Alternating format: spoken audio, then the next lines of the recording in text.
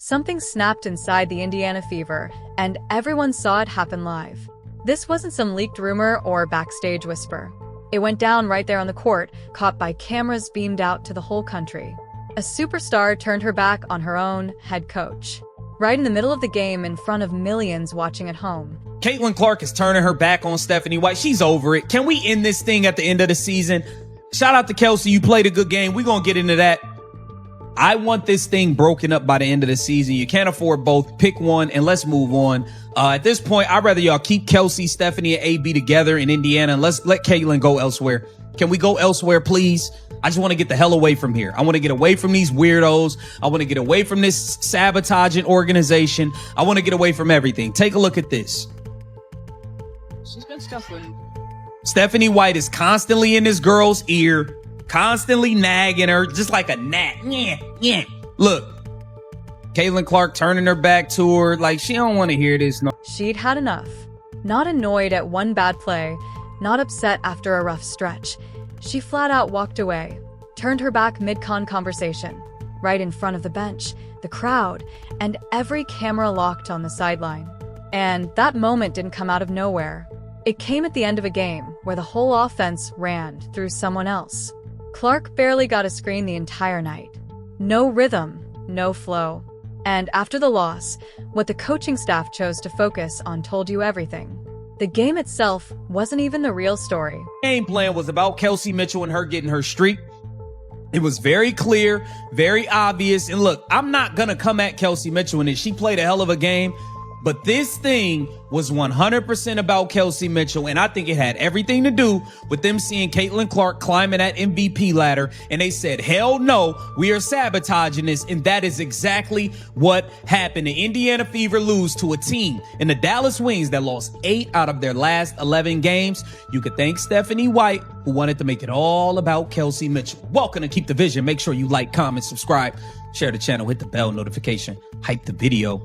That'd be greatly appreciated, man. I am disgusted with the Indiana Fever. I am disgusted. Stephanie White, get your bum ass in the trash. Get your bum ass in the trash. You are a fucking bum of a coach. You are terrible. You are terrible. You mean to tell me the very first play of the game was ran for Kelsey Mitchell? Caitlin Clark threw her a bounce pass. Kelsey Mitchell went to turn the corner, got fouled, went to the free throw line.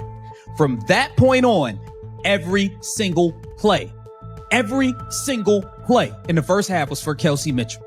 Nobody else could establish a rhythm because you did nothing else for anybody else to get a rhythm. We did not run in the second quarter. We didn't run a pick and roll ball screen action for Caitlin Clark until the last. The best playmaker in the league pushed to the side for a whole half. And who they lose to? Dallas. A team that had won just 2 out of their last 11 games. We did not run in the second quarter. We didn't run a pick and roll ball screen action for Caitlin Clark until the last possession for the team in the second quarter with like 15 seconds left. We didn't run a ball. We ran nothing for her the whole second quarter. We did not run an off-ball play for Caitlin Clark to get a look from the three-point line. Not when she got a look. We didn't run it for her to get a look until the third quarter. The Fever's entire business model runs through one player, Caitlin Clark. That's not an opinion. That's just what the numbers say. The crowds, the TV ratings, the sponsorship deals, all of it traces straight back to her name. Which is exactly why that first half against Dallas doesn't add up. The very team that sells itself on Clark that fills the stands because of Clark ran a game plan where she barely touched the ball. Not resting her, not managing her minutes. She got the ball for her own offense exactly one time before the second quarter even ended. You can look at the last few games. You can tell the whole thing has been about Kelsey Mitchell keeping his scoring streak together. Even in games that she hasn't played well, they force-fed her when she was stuck at 18. They force-fed her for an entire fourth quarter and overtime to get her to 20. And it continued on through the last game, and it's continued on through the game versus the Dallas Wings, where essentially pretty much every single play was run for Kelsey Mitchell. Not one single ball screen for the best pick and roll player in the league. Not one off-ball set for the player everyone's been talking about for MVP. Just one pick and roll, and it came right before halftime. That's not a game plan built to win. That's a game plan built around something else entirely. And what's that something else? Well, there's a name floating around for it. Operation Kelsey's World. It points to a pattern folks have noticed over the last few games. The coaching staff leaning hard into Kelsey Mitchell's shots, her scoring streak, no matter what the game actually calls for. Now look, Mitchell dropped 37 points against Dallas. That's impressive, no doubt. But here's the catch. Look at how it happened. The Fever lost that game. Lost it to a team that had been struggling all season. Meanwhile, their franchise playmaker shot 4 for 15 and looked completely checked out of the offense. When one player scores 37 and the team still loses to a bad opponent, that's not a win that slipped away. That's a loss dressed up with good stats. Those are two very different things. And celebrating on the sideline during a loss like that, that's exactly how a locker room starts losing faith in its coaches. It's desk. I want this thing broken up by the end of the season. You can't afford both. Pick one and let's move on. At this point, I'd rather y'all keep Kelsey, Stephanie, and AB together in Indiana and let's let Caitlin go elsewhere. Can we go elsewhere, please? I just want to get the hell away from here. I want to get away from these weirdos. I want to get away from this sabotaging organization. I want to get away from everything. Take a look at this. She's been scuffling. Stephanie White is constantly in this girl's ear, constantly nagging her, just like a gnat. Yeah. Look, Caitlin Clark turning her back to her like she don't want to hear this no more, man. She don't want to hear this no more, bro. She just walking off from her. She don't want to hear it no more. Look at her. Look at her. Look at her. She don't want to hear it no more. Now look at Stephanie White when Caitlin Clark has the ball right here. She don't even want Caitlin to have the ball. She want Kelsey to have the ball. You see that reaction from the coach? You see that? They hate each other, and it's okay. I'll be glad when this thing is over. I will be glad when this thing is over. Get Caitlin Clark the hell. Something inside the Indiana Fever locker room just cracked wide open. And it happened where nobody could hide it. Right there on the court in overtime with cameras rolling and the whole basketball world watching. Forget rumors and forget leaks. This was real time. This was visible. Picture this. A coach pushes one player to hit 20 points in overtime just to keep her personal scoring streak alive while other players stand open ready to win the actual game. That's not coaching. That's babysitting a stat line instead of chasing a win. And every single player on that floor knew exactly what was happening. Anyone who's gone back and watched the tape since knows it, too. Caitlin Clark turning her back on her own head coach didn't come out of nowhere. This wasn't a one-aim meltdown. It was the final straw at the end of a pattern that's been building for weeks. Commentators watching live could barely process it. They kept repeating themselves. She's walking away. She doesn't want to hear it. Look at her. Look at her. Because once wasn't enough to capture how strange this moment actually was. You don't usually see this in professional sports. A player just disconnecting from her coach mid-con conversation live for everyone to see. Think about what that gesture actually means. In sports, body language speaks louder than any post-game quote. Turning your back on a coach, in front of teammates, in front of the bench, in front of cameras, broadcasting to millions, that's about as loud a statement as an athlete can make without opening her mouth.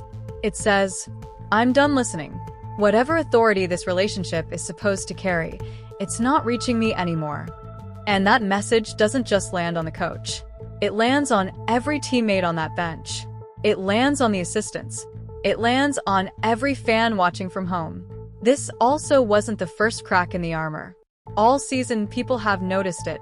The head shakes after early benchings, the tight jaw when the ball didn't come her way, brief flashes where the frustration slipped past her professional composure.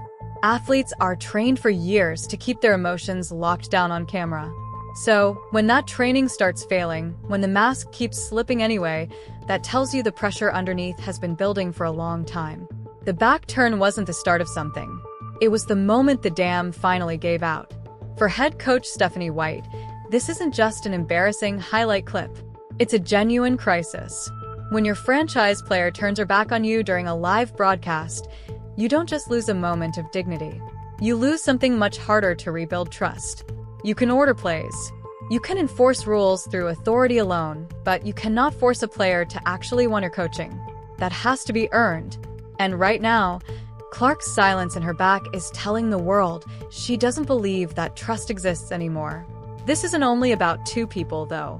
Part of the tension traces back to center Aaliyah Boston, a $6 million piece of this roster, who, according to the criticism circulating, isn't setting hard screens, isn't consistently handing the ball back off, and is struggling to finish clean looks at the rim. When your big isn't creating real separation and isn't working in rhythm with your point guard, guess what happens? The offense collapses into isolation basketball. Clark is at her most dangerous when she's got real pick and roll partnerships, ones that force defenses to scramble so she can pick them apart with her passing. Strip that away, and the whole offense shrinks down to almost nothing. And here's the part that stings the most. This isn't really Clark's problem to fix. It's a system problem. It's on the coaching staff to adjust the scheme, develop the personnel, and call plays that patch the gaps when natural chemistry isn't clicking. Instead, the staff's answer has been to feed Kelsey Mitchell more shots, not fix the system, just lean harder into one player's hot streak. That right there is the real root of the tension between Clark and her coach. And then there's the image that made everything worse. Stephanie White and Kelsey Mitchell celebrating on the sideline during a loss. That's not a PR misstep. That's a values problem. Winning teams celebrate wins. They acknowledge personal milestones. Sure, they nod to them, they clap for them, and then they turn straight back to the scoreboard. What they don't do is throw a sideline celebration while the game is slipping away while teammates are still out there fighting for a better outcome, because those players see it and they draw the obvious conclusion. The scoring streak matters more right now than the actual win. That conclusion forming in the minds of players still competing eats away at team unity fast. You cannot ask a roster to sacrifice for the group while your own sideline is celebrating individual numbers during a loss. Those two messages cancel each other out completely. Then came the press conference, and it didn't help. White's post-game comments got torn apart by commentators watching. People calling it filler, empty phrases strung together just to survive the questions without saying anything real. That's the danger of a hollow post-game answer. Because press conferences aren't just a formality. They're the moment a coaching staff tells its players, its fans, and the media what actually happened and what's going to change. And a vague, empty answer sends one very clear message. Nothing is going to change, and we're not going to explain why. Clark heard that answer the same way everyone else did. After a game where she was sidelined offensively for a full half, where she shot just 4 for 15, where she visibly checked out on the bench, the coaching response was to talk about energy and give Dallas credit. No mention of the lopsided play calling, no mention of Clark's struggles inside a broken system, no adjustments promised, no accountability taken, just words shaped to sound like an answer, without actually being one. Now, here's the rumor spreading like wildfire, and we need to be upfront. This is unconfirmed. The claim going around is that Clark at that very press conference finally said out loud what her body language had already screamed on the court, pointing to the missing ball screens, the lack of structure built for her in the first half, and a game plan that clearly prioritized someone else's stat line. We don't have confirmation this happened exactly as described, but here's what we can say. If Clark did say anything like that, Stephanie White's reaction makes total sense because a star player questioning the coaching staff publicly, even carefully, even indirectly, creates a completely different kind of problem than just losing a game. A bad loss fades.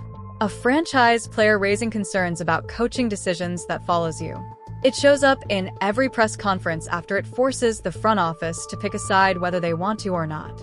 And the reactions from fans and commentators watching this unfold have gotten brutal. People online are begging for this to be resolved. Some saying just trade Clark and keep the coaching staff together. Others saying get her out of what they're calling a toxic environment entirely. Clips are circulating of analysts pointing frame by frame at Clark walking away from White mid-con conversation at White's visible reaction whenever Clark touches the ball versus when Mitchell does. Some are calling it outright dysfunction. That's not calm analysis.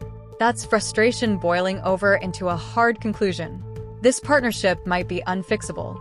Now, to be fair, we're not saying that conclusion is guaranteed. Locker rooms go through rough patches all the time. Real conversations, real system fixes, and real commitment from both sides have repaired relationships that looked far more broken than this. Nothing here is permanently doomed. But repair requires specific things, and right now, none of them are showing up. It requires the coaching staff admitting the play calling has been lopsided. It requires real answers in press conferences, not empty filler. It requires the sideline culture to stop celebrating personal streaks during losses. And it requires Clark actually seeing in some visible way that her concerns are being taken seriously. None of that has happened yet. And that silence is exactly why this rumor is spreading so fast. Because it feels like the private conversations already failed. And this is what's left. Front office leadership is now stuck holding several pressures at once. The Fever's entire commercial engine, the sold-out arenas, the record ratings, the sponsorship deals, all of it runs through Clark, a disengaged Clark. A Clark reportedly speaking up publicly is a serious risk to everything this franchise has built. But overruling or replacing a coaching staff they hired themselves is its own massive decision with consequences that ripple through the whole organization. And here's the truth. Staying silent is still a decision. Doing nothing means letting this tension keep building until it explodes into something even bigger. A trade request, a coaching change, a quiet restructuring nobody announces out loud. Something is coming. This level of visible dysfunction doesn't just sit still. Losing to a Dallas team that had won just 2 of their last 11 games would normally be a bad night you shrug off and move past. But this loss isn't standing alone. It's the latest chapter in a story that started with early season benchings, moved through public sideline corrections, built through weeks of one player getting fed shots over structure, and landed here with Clark boxed out offensively, shooting 4 for 15, turning her back on her coach, and reportedly breaking her silence at the podium for the first time all season. So, what actually needs to happen? The offense has to be built around Clark, not as one piece among many, not as an afterthought after someone else gets fed first, but as the actual engine of everything. The screens need to be there. The structure needs to be there because every number this franchise cares about, attendance, ratings, revenue, all of it traces back to her. The sideline celebrations during losses need to stop completely. That's not complicated. It's the most basic value statement a coaching staff can make. And the press conferences need real answers, not filler disguised as accountability. If a coach's game plan visibly fails her best player, hiding behind vague phrases only protects the coach, not the team. The door got knocked on one more time. And this time, the response wasn't silence. It was a turned back, a shut-down conversation, and reportedly words finally said out loud that had been building for months. If you want to see how this story unfolds next, whether the front office actually steps in, whether Clark speaks again, whether this coaching staff survives the season, stick around because this is far from over, and the next chapter could change everything.